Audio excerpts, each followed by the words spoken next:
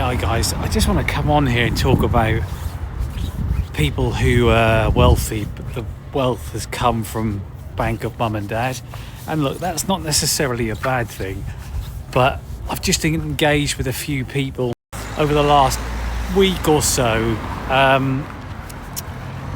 I actually really like, but I don't know if it's just me, but do you find that when people do have that position where they come from money or they've got a bank of mum and dad, there's just something different about them? So like a guy asked me, he's done me some favours, I really like the guy, but he asked me for a bit of advice on a company sale that he's got going on, and I gave him the advice. But this is someone who's basically been given a few million quid in assets, which is nothing wrong with it, but there's just something different to when you're talking to other business owners or other entrepreneurs versus talking to these people.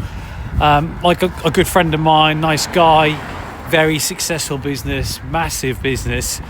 When we sit down and have a catch up and a coffee or a beer, we're on completely the same wavelength. And it just reminded me of someone else that I was sort of dealing with.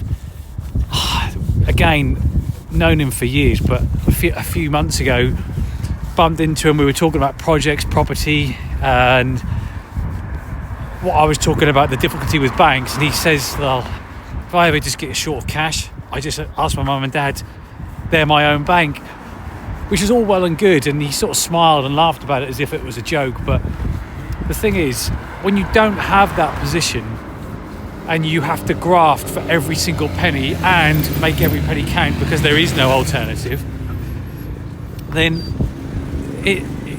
there's just a difference. It's a difference maker.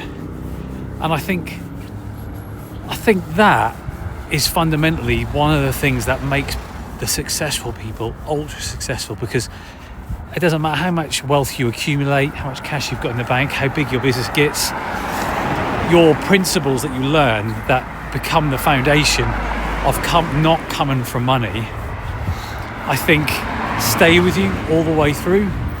And I can tell